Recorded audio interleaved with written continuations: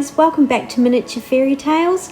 My name is Carissa and today I'm going to be showing you how to make a china cabinet from cardstock.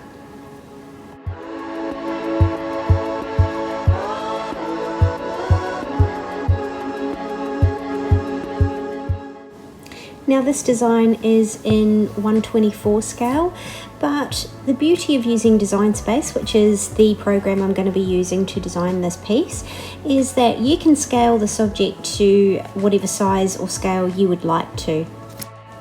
On the right you can see a picture from my iPad. I'm using this to help inspire me with ideas today.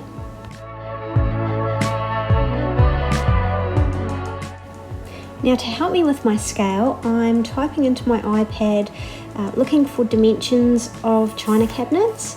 Pretty much some designs pop up at me straight away, so I'm having a look closer and I do find a similar design to the one I'm making, so I'm going to use the dimensions from that. And then I'm going to use my scale calculator and I'm going to scale them down to 1/24. The app that I use for this is called Scale. So now I'm going to use the dimensions from the full-size cabinet and put them in, and I've set this up to convert to 1/24 scale, so it's going to give me back the dimensions at that scale so that I can write them down and use them to help me design my piece. I use a Cricut Explore Air 2 to cut out my designs, so you'll see me head over into a program called Design Space, and this is what I use to create the pieces for the cabinet, which will be cut by the Cricut and I will put together later. So I'm using the scale down measurements to help me to create each piece, and thinking in a three-dimensional manner about how each part of the cabinet will fit together. And I've now set it up at roughly its actual size, and I'm gonna double up on each piece just to provide some extra stability, because obviously cardstock isn't very thick and I want this piece to be somewhat durable. I've had to import a drawing for the sides of the cabinet because it's a little bit intricate, so I've imported that directly into Design Space, and you can see it here at the 7-inch mark. For those of you who have never seen a Cricut before, this is an Explore Air 2, as I mentioned earlier, and I thought I'd include this bit just to show you how it works. So I have essentially completed the plan in Design Space, and I'm now loading the cardstock ready for the Cricut to do its magic and cut out my plan for me. Now the Cricut will write the plan letters first and then it will cut, and through the magic of video, here is the process sped up for you.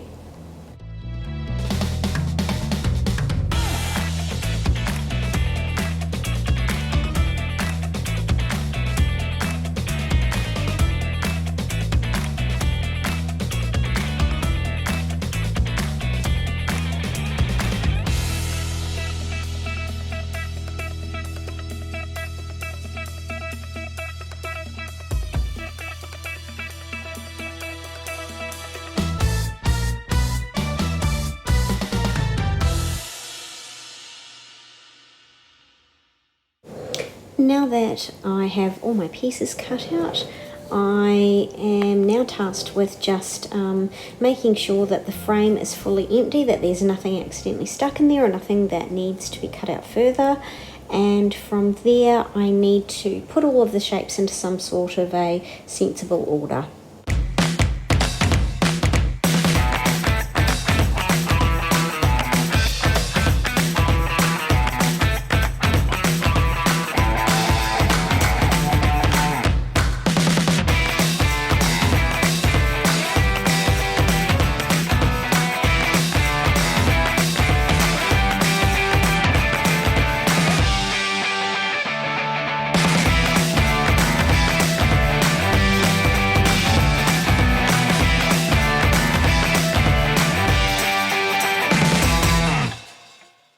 You can see from the sheer amount of pieces involved with this project how much easier the Cricut has made it for me in the cutting process. Now it's a matter of gluing together the doubled up pieces that I created for more stability. This is where my plan numbers or letters come into play so that I know which pieces go with which and in what group. I have a process when I'm doing this. You'll see that I put the pieces together, I press them down, but then I take each side of the piece and I make it level with my cutting mat.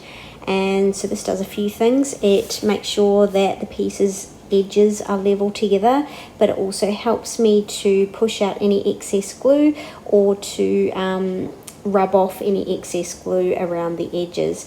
Usually I rub that into the edges just to provide a bit more adhesion.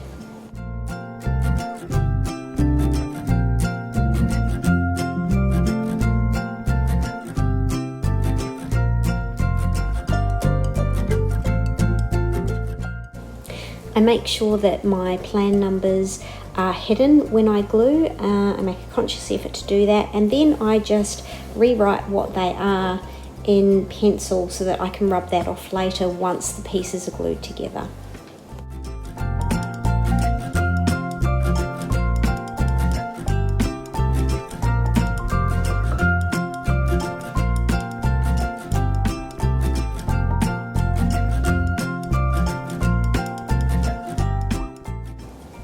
Another thing I like to do just to make sure that my pieces are well glued together is I use this roller onto our lovely little windows for the top cabinet doors. It's very hard to see here, but I have a sheet of plastic and I'm just going to use the frame of the door to trace around or cut around, and that will give me the shape for the door. So this will just sit between the back part of the door and the front part of the door to simulate glass.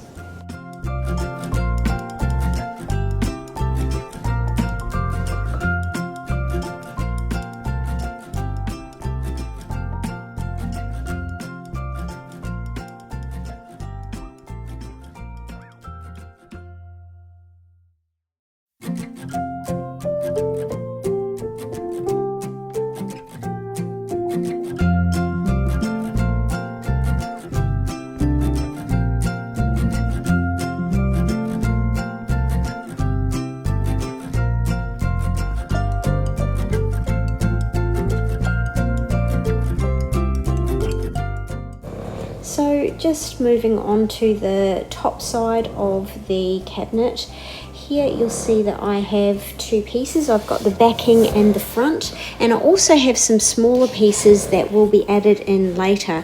Now this is because I'm trying to give the effect of an engraving down the side of the cabinet. So to do this, it's had this shape cut out of it, and I will be using the smaller pieces to emulate the engraving, causing shadows, which will be quite eye-catching, I hope.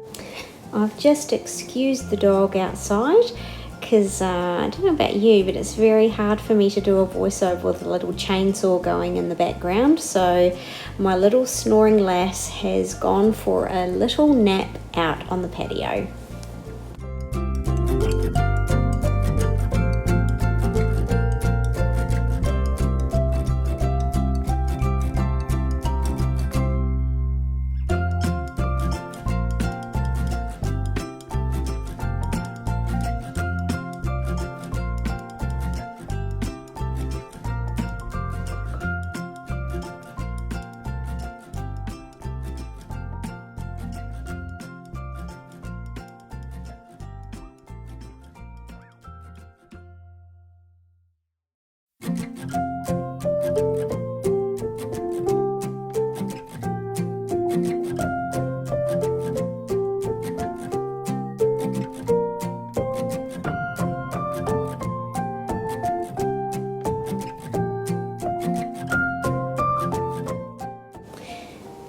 looking at the bottom side panels of the cabinet, I've decided to do a similar thing, just putting a small square inside a larger square, if that makes sense, for the visual of engraving. Now I've chosen a really basic pattern for the bottom because I felt like if I gave a similar pattern to the top that it would be too much and may actually take away from the piece. Now gluing together the double up pieces that will form the base of the cabinet.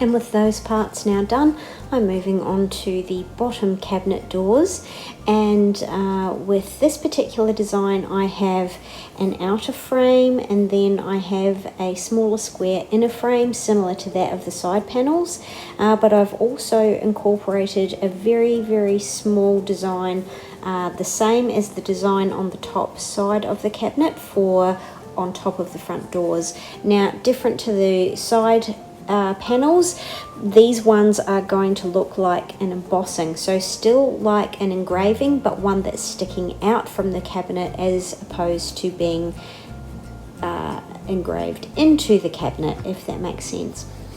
These designs were quite small, and the Cricut did have a few issues cutting out the tiny details because they're no bigger than a pinhead, so it did cut it out, but it's rough, so I've had to kind of flatten them out and help with shaping. Once I did that, I was able to add them to the front. Using the toothpick here is not only helping me to get rid of any excess glue that I don't want to be showing later, but it's also helping me to shape this tiny little detail. So once I have the basic pieces glued together, ready to connect, I like to set my piece out in a way that kind of shows me how it's going to go together, and that's what I'm doing now. Here I'm making the top of the cabinet, so essentially I have 3 pieces that are glued together in one tier, 3 pieces glued together in a smaller tier, and 3 pieces glued together in a smaller tier again. And then those 3 tiers are going to be glued together to give a kind of engraved stepped look for the top of the cabinet. So it's just a matter of doing this by eye.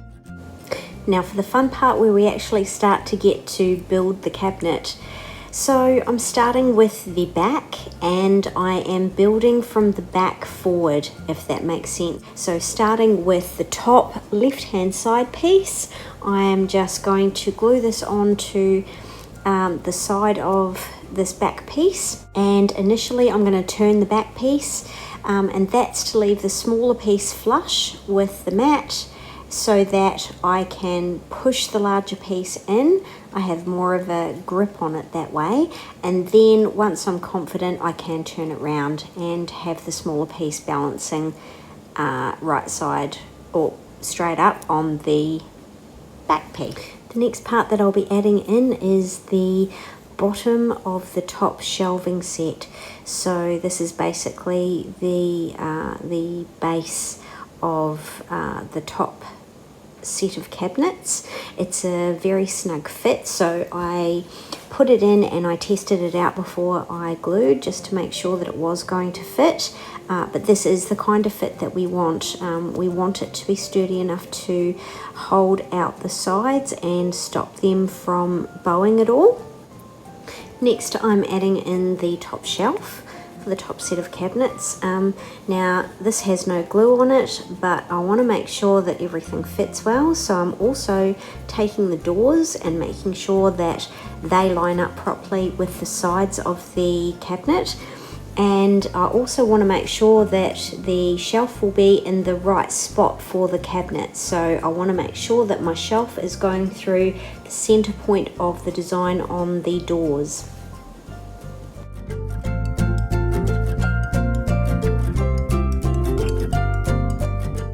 I'm happy with how this looks now, so I am rubbing out my handwritten letters on this piece, and I've also put the door next to the side of the cabinet so that I can see exactly where the middle of that design is, so that I can make sure that my shelf goes into the exact right spot.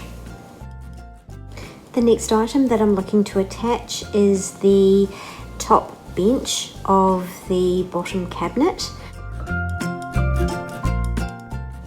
Note here that I am not only attaching glue to the back edge, but I'm also including glue on the top left and right hand sides of this piece. The next piece that we'll be attaching is the side of the bottom cabinet piece on the right hand side. So again, we're going to attach this to the bench top and to the back, and same on the other side now.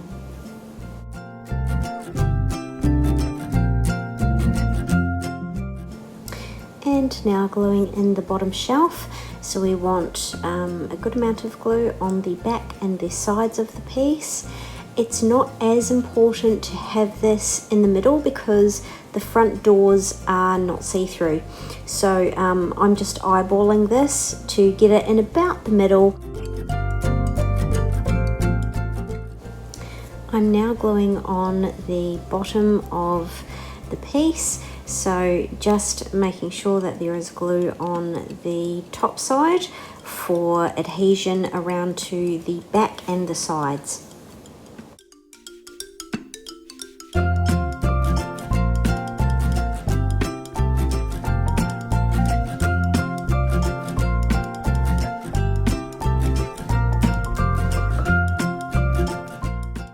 I'm ready now to connect the top tiered piece to the cabinet, so I'm gluing directly to the top of the back and sides of the cabinet, and I am going to attach the top while the piece is sitting on its back to start with, to make sure that I can get a nice tight fit there, and to make sure that it's all centered, and to make sure that the back of the tiered piece is flush with the back of the cabinet. So I have placed my cabinet aside to dry, and at this point I've got my 3D pen out because I want to make some cute little handles to go onto the cabinet. Now I'm using a metallic copper 1.75mm PLA, and so I've got a lower temperature here, and I'm basically making a dot and making a bit of a squiggle, I guess you'd call it, and then ending it in another dot. And it did take me a couple of practice goes to get this right, but I did actually manage to do it in the end, and I'm really impressed with how these have come out. So what I ended up doing was making myself a whole bag of little handles so that I can use them for future projects. Now if you'd like to try this for yourself, a handy hint is to use a toothpick. So the idea is make a dot on one side of the toothpick, bring your strand over the toothpick and make a dot on the other side, and this will actually help you with the handle curve, and then you can just slide your toothpick out later.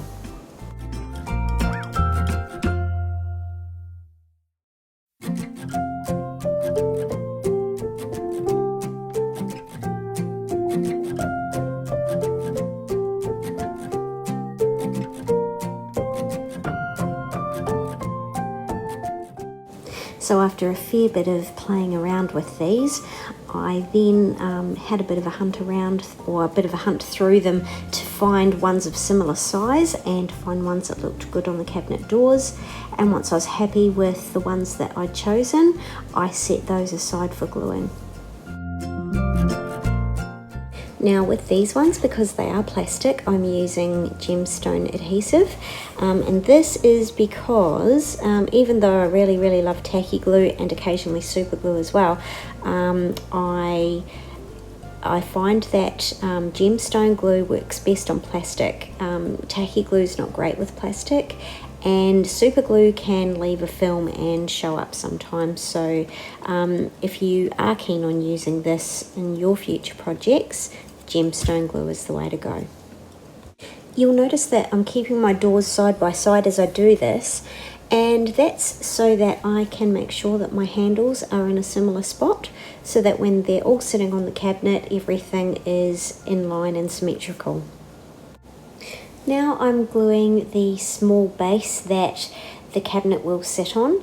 So I have longer and shorter pieces. The shorter pieces are being glued to the outside of the longer pieces, and once all glued together, then they'll be glued onto the base of the cabinet.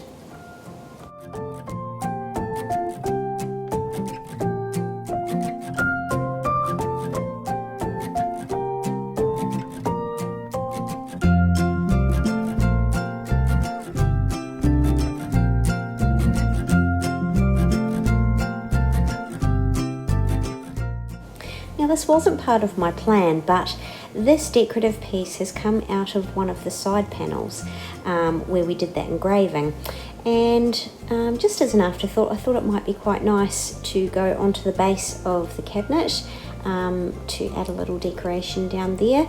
Now it is slightly wide, slightly too wide to fit onto the base, so I needed to trim a little bit off of that middle piece there, but in the end I put it on, it worked well.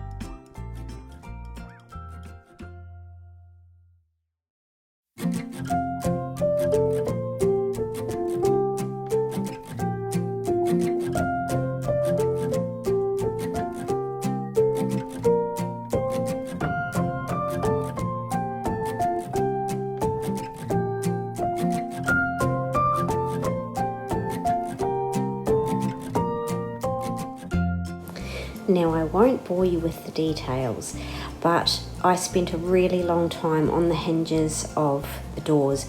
I especially wanted the doors to be able to open and close, even though I knew I had the option just to glue them shut. I tried many different variations, but the issue was that the doors come over the outer edges of those side pieces, so the kind of hinges that I was trying to do weren't working. So in the end I have resorted to masking tape hinges as a temporary resort until I find a better solution. So masking tape hinges are very easy. You just essentially tape from the inside of the door across the outer edge of the side panel and through to the inner edge of the side panel, and that will allow your door to have enough maneuverability to be able to open and close. I'm super duper interested in your ideas for hinging, so if you've got a better way of doing it than I have here, please let me know in the comments, and if you can point me to a video, even better. I absolutely love sharing knowledge with all of you, and I hope that you'll do the same with me.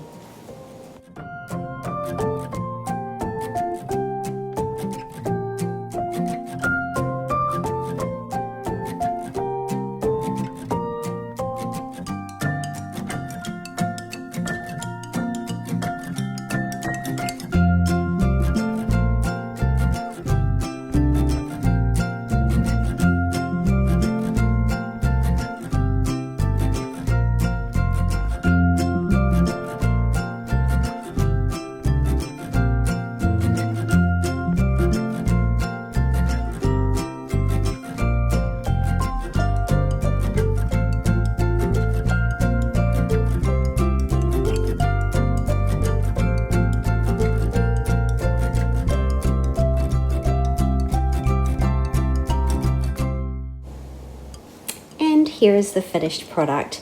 I'm so happy with how this piece turned out, and I love the fact that I didn't give up on those doors and eventually we got hinges working the way we wanted to. I'd like to thank you so much for joining me today. There will be a follow-up video on painting this piece.